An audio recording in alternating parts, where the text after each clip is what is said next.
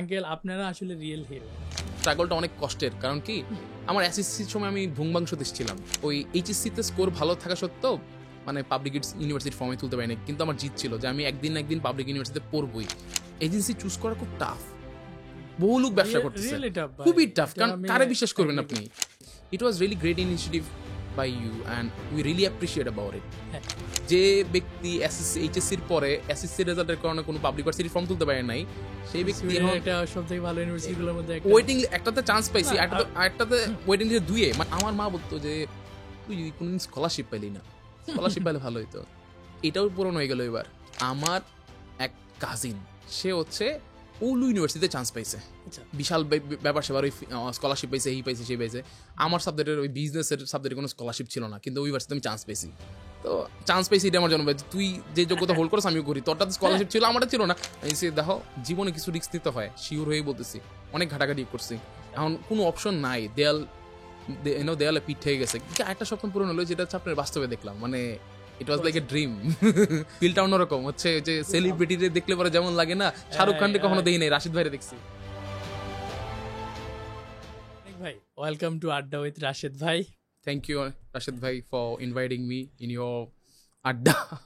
Yeah my pleasure. So অনেক ভাই congratulations, আপনি আজকে ডেনমার্কের ভিসা। হ্যাঁ, আপনার সাথে আঙ্কেল আসছেন। আমি আসলে আমার বাবা মিস্টার নারায়ণ সরকার। আঙ্কেল আপনার অনুভূতিটা একটু শেয়ার করেন। আজকে আমার খুবই ভালো লাগতেছে যে আজকে আপনাদের মাধ্যমে আমার ছেলেটা ভিসা পাইছে। হ্যাঁ, রস্কেল ইউনিভার্সিটিতে সে চান্স পাইছে, ভিসা পাইছে 5 বছরের। আমি খুবই খুশি, খুবই প্লিজড। হ্যাঁ, আপনাদের উত্তরোত্তর বৃদ্ধি পাক। হ্যাঁ, আপনারা আরো ভালো করেন, আরো সুনাম হোক আপনাদের, আমরা এটাই চাইবো। দোয়া করবেন আঙ্কেল। আমাদের মানে আপনি তো মানে মোটামুটি হ্যাপি না, ভাইয়া তো হ্যাপি আছে, আমাদের সার্ভিসটা তো অবশ্যই আমরা চেষ্টা করি, মানে অ্যাট লিস্ট স্টুডেন্ট ফার্স্ট এই সার্ভিসটা দেওয়ার চেষ্টা করি। স্টুডেন্ট এখানে যেতে চেয়েছি, ওনার এই জিনিসটা লাগবে, এক্সাক্ট জিনিসটা আমরা প্রোভাইড করতে পারতেছি। সো এই কারণেই মূলত খোলা। ওই যে আপনার তো অলরেডি এক্সপিরিয়েন্স আছে, বলেন 1-1.5 বছর নষ্ট হয়েছে। আঙ্কেল আপনারা আসলে রিয়েল হিরো, অনেস্টলি। আমি চেষ্টা করছি না, আমরা তো গার্জেন আছি, কিন্তু শিক্ষক যারা টিচার, তাদের তো তারাও গার্জেন, তারাও গার্জেন, ছাত্রের গার্জেন তারাও, শুধু আমরা না, গার্জেন না শুধু আমরা, শুধু গার্জেন না, আপনারাও গার্জেন, এটা আমি বলবো। Thank you uncle. আঙ্কেলরা দেখে আমার খুব ভালো লাগতেছে, কুল আঙ্কেল থাকে না, ওনাদের মতো একজন। আমি দেখেই বলতেছি আঙ্কেল আপনি একটু আসেন। হ্যাঁ, সো অনেক আপনার এই স্টোরিটা একটু শুনবো। মানে আমি যেটা জানলাম যে আপনি কোভিড এর সময় লাইক গ্রাজুয়েশন শেষ করছেন, এরপরে আইএলস নিয়ে একটু মাঝখানে ঝামেলায় পড়ছিলেন। তো ওইটা নিয়ে একটু শুনবো। Then Y Bangla IELTS immigration centre আজকের বিষয়। ওকে আমার আসলে 2019 সালেই আইএলস দেওয়ার ইচ্ছে ছিল, বাট তখন আমার কিছু মানে ওই আমাদের বাংলাদেশে হয় না যে নামের বানান ভুল থাকলে, এনআইডি কার্ডে পাসপোর্টে ভুল থাকে, ওইগুলো নিয়ে ইস্যু চলছে। তারপরে ইভেনচুয়ালি 2020 সালে কোভিডের মিড অফ দ্য কোভিডে আমি এক জায়গায় হচ্ছে আইএলস করে খুব একটা স্যাটিসফাই থাকি না। 21 সাল পুরোটা হচ্ছে স্ট্রাগল করি, ওনাদের কাছে যাই অফলাইনে। কি বলবো যে মার্চের 7 তারিখে আইএলস দেই। আমার বাই দ্য ওয়ে জানুয়ারি 6 তারিখে দেওয়ার ছিল, কিন্তু আমি একটু পিছাই, কারণ আমি লেক অফ প্রিপারেশন ছিল একটু, মানে যাই হোক প্রপার গাইডলাইন্স হওয়া ছিল। তারপরে 2 মাসের যে মানে রেডিকুলাস মানে একটা প্রিপারেশন নেই, দেওয়ার পরে আমার হচ্ছে আইএলস স্কোর আসে 6.5, writing A 7, লিসিং A 6.5, reading a 5.5। তো তারপরে ওই সময় আমি হচ্ছে পাওয়ার পরে একটা মানে সেনজেনভুক্ত কান্ট্রিগুলো তো স্বাভাবিক অর্থে অনেক লেট করে স্টার্ট হয় অ্যাপ্লিকেশনগুলো। তো আমি ওই মুহূর্তে ভাবলাম যে 25 ফেব্রুয়ারিতে কোথাও যাওয়া যায় কিনা, বা মিড অফ দ্য 24 কোথাও যাওয়া যায় কিনা। তো আমি ইউকেতে অ্যাপ্লাই করি, ইউকের গ্রিনিচ থেকে অফার লেটার পাই। পাওয়ার পর আমি একটু হোল্ড করি, কারণ ইউকে ডেফিনেটলি অনেক কস্টলি, সবার লাস্ট চয়েস থাকে অনেক ক্ষেত্রে আমি দেখছি। যদি ফেসিলিটিসগুলো ভালো থাকতো হয়তো ফার্স্ট চয়েস হইতো আমার, যাই হোক ওদিকে না যাই। তারপরে একটা বিষয় কি, after getting desire score, it is very crucial to choose a right destination to get your work done, right? So আমি এখানে আরেকবার প্রতারিত হই। আমি নাম প্রকাশ করবো না, কারণ এক একটা মানুষের কর্ম প্রক্রিয়া এক রকম, মানে কথাবার্তার ধরন একরকম থাকে। তো যদি ওনাদেরকে আমি অনেক আগে থেকেই চিনতাম, আমার ফার্স্টে ক্যানাডা স্বপ্ন ছিল, যেহেতু রিডিংয়ে 5.5 আসে, যদিও 6.5 ওভারঅল ছিল, রাইটিংয়ে 7, একটা ভালো স্কোর ছিল। তো তারপরে বলতেছে যে ক্যানাডার প্রাইভেট ইউনিভার্সিটিতে হবে, বাট আমি প্রাইভেট ইউনিভার্সিটি পড়বো না, বাংলাদেশের প্রাইভেট ইউনিভার্সিটিতে পড়ছি। এখন স্বপ্ন ছিল যে ছোটোবেলা থেকে, কারণ আমার স্ট্রাগলটা অনেক কষ্টের, কারণ কি আমার এসএসসির সময় আমি ভুংবাংশদেশ ছিলাম। তো এসএসসির মানে বাজে অভিজ্ঞতার কারণে ওই এইচএসসিতে স্কোর ভালো থাকা সত্ত্বেও মানে পাবলিক ইউনিভার্সিটির ফর্মে তুলতে পারিনি, কিন্তু আমার জিত ছিল যে আমি একদিন না একদিন পাবলিক ইউনিভার্সিটিতে পড়বই, সেটা দেশে হোক আর বিদেশে হোক, বাট দেশে হলে যেন সব ইউনিভার্সিটির রাস্তা আমার জন্য খোলা থাকে। তো অবভিয়াসলি আমি ব্যাচেলর শেষ করছি মার্কেটিং নিয়ে, ঠিক আছে। আমার সিজিপিএ ছিল 3.24, যার দরুন সারা বাংলাদেশে যতগুলো পাবলিক ইউনিভার্সিটি আছে ওইগুলোর হচ্ছে আমি ওই MBA ফর্ম তোলার যোগ্যতা আমি পেয়ে গেছি। তো এখন আমার হচ্ছে যে ঠিক আছে, তারপর আমি 30 সালে ইউনিভার্সিটিতে ভর্তি পরীক্ষা দিই কবি নজরুল বিশ্ববিদ্যালয়, ওখানে আমি চান্স পাই। কিন্তু আমার ইচ্ছা ছিল আগে থেকে একটু বিদেশ, কারণ আসলে কি মানে ভার্সিটি লেভেলে না টিচাররা অনেক বড় মোটিভেটর ফ্যাক্টর হিসেবে কাজ করে। আমি বন্ধুদের চেয়ে বেশি আমার টিচারদের সাথে আড্ডা দিতাম, তো তারা বলতো যে বিদেশে এরকম পড়া ওইরকম পড়ায়, তো ওইটা মাথার মধ্যে ঘুরতো যে আমি তো পড়ে আসে, হ্যাঁ সারা তো পড়ে আসে, ওই যে একটা লাইফ ওটা আমার লিড করা খুব ইচ্ছা ছিল।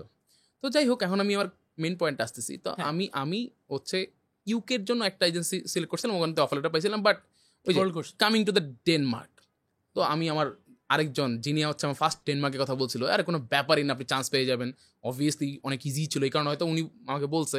কিন্তু গত বছর হচ্ছে সাউদার্ন ডেনমার্কে একটা চেঞ্জ আসে। কি চেঞ্জ আসে যে আপনার আইএলটিএস স্কোর নিয়ে ফ্যাক্টর না, 6.5 ইজ মোর দেন এনাফ, কিন্তু ওই যে 10 ECTS একটা আছে আপনার থিসিস পেপার লাগবে।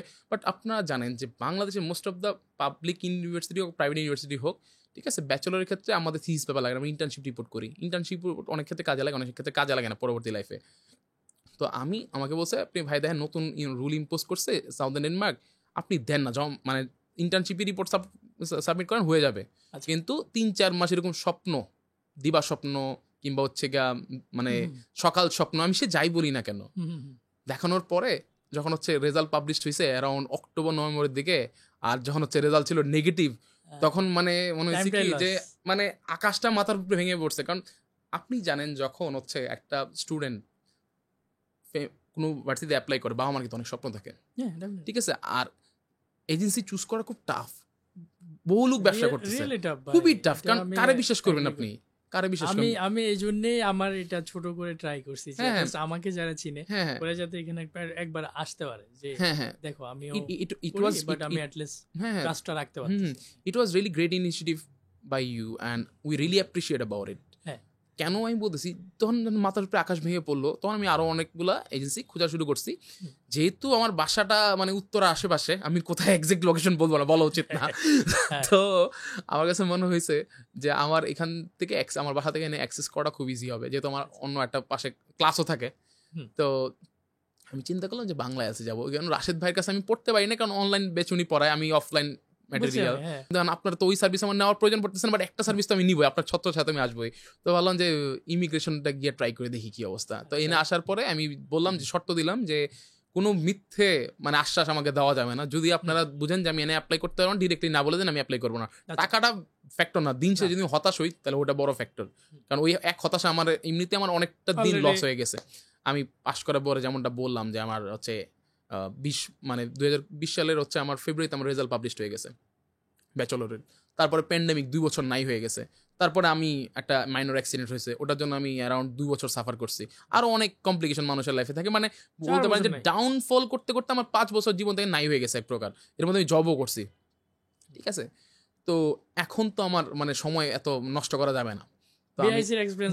বিআইসির এক্সপিরিয়েন্স যদি বলি, আসার পরে নাবির আপুর সাথে আমার ফার্স্ট দিন দেখা হয়েছে। অবশ্যই এর আগে আমার ইসরাত আপুর সাথে একদিন কথা হয়েছে, ওই দিন ইসরাত আপুর ডে অফ ছিল, তো নাবির আপুর সাথে কথা বলে গেছি। পরে ইসরাত আপু হচ্ছে টেক ওভার করছে এটা ফাইলটা, টেক ওভার করে নেওয়ার পরে ইসরাত আপুর সাথে আমার জার্নি শুরু হলো। আমি বললাম টাকা নিবেন নেন, ফ্যাক্টর না, কিন্তু আমার কাজটা হওয়া চাই, মিথ্যা আশ্বাস দেওয়ার কোনো প্রয়োজন না ভাই। দিন শেষে আপনিও বেনিফিট হন, আমিও বেনিফিটেড হই। অনেক আশা নিয়ে আসছে, ডেফিনেটলি অনেক, কারণ আপনি বুঝেন আমার একটা ঝড় যাচ্ছে, আমার ফ্যামিলি আমাকে কত সাপোর্ট দেবে, দিচ্ছে, সিলাও দিচ্ছে, বলে যে তুমি ট্রাই করো, যে আমাদের স্বপ্ন পূরণ করো, কারণ ডেফিনেটলি বাবার সাপোর্ট ছাড়া, ফ্যামিলি সাপোর্ট ছাড়া it was hard not to crack for me.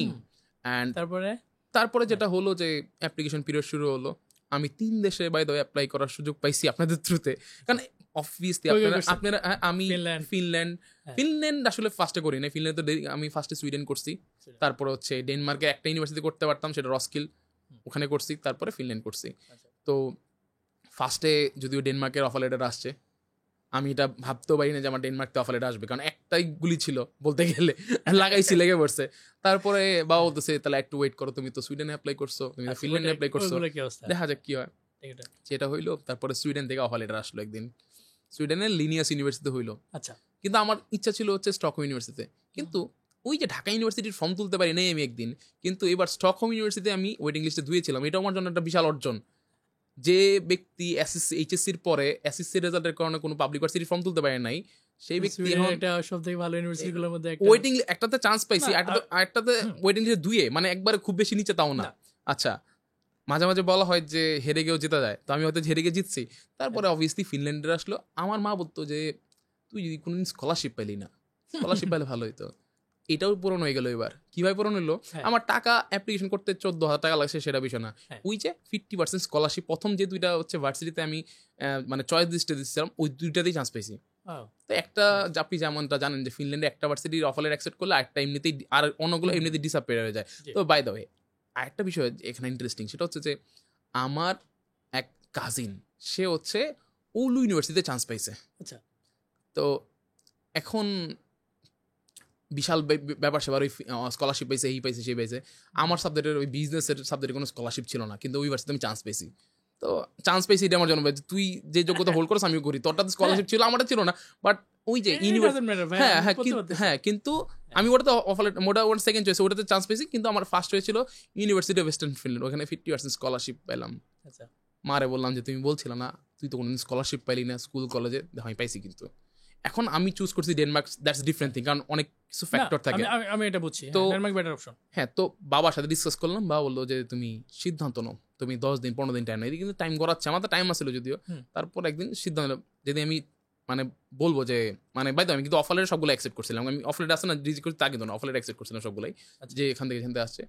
পরে যেদিন আমি টাকা জমা দেবো টিউশন ফি, বাবা বলছে আগে দেবো, তুমি শিওর তো, দেখো পরে পস্তায়ও না। আমি দেখো জীবনে কিছু রিস্ক নিতে হয়, শিওর হয়েই বলতেছি। অনেক ঘাটাঘাটি করছি, এখন কোনো অপশন নাই, দেয়ালে পিঠ হয়ে গেছে। যদিও ভালো ইউনিভার্সিটি, তো ডেফিনেটলি ইভেন আমি একটু অ্যাড করি, কানাডা আপনার তো যে রিজেক্টেড, হ্যাঁ, কানাডা আসলে এখন এত টাইট করছে, ইভেন ওখানে গিয়েও সার্ভাইভালটা কিন্তু হার্ড হয়ে গেছে, আগের মতো না। অলরেডি অনেক ঢুকছে, কোভিড এর পর অনেক ঢুকছে। হ্যাঁ, সো ডেনমার্ক। আর আপনার যে আই বিলিভ ক্যালিবার থাকলে ভাই যে কোনো জায়গায় ভালো করা যায়। আমি তো আপনার সাথে কথা বলছি, আমি তো জানি। হ্যাঁ, ক্যালিবার থাকলে ভাই আপনি বলছেন যে আপনি পড়াইতে ভালো লাগে, সো মেবি পিএইচডি করবেন, একাডেমিক্সে ঢুকে যাবেন, সমস্যা কি?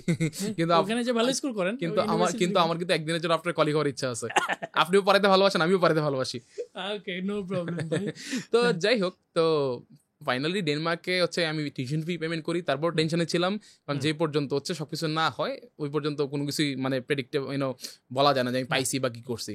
তো যাই হোক, আজকে হচ্ছে আমি পাইলাম আর কি, আমার হচ্ছে অফার লেটার না, তো আমি আজকে আমি ভিসা পাইছি আর কি।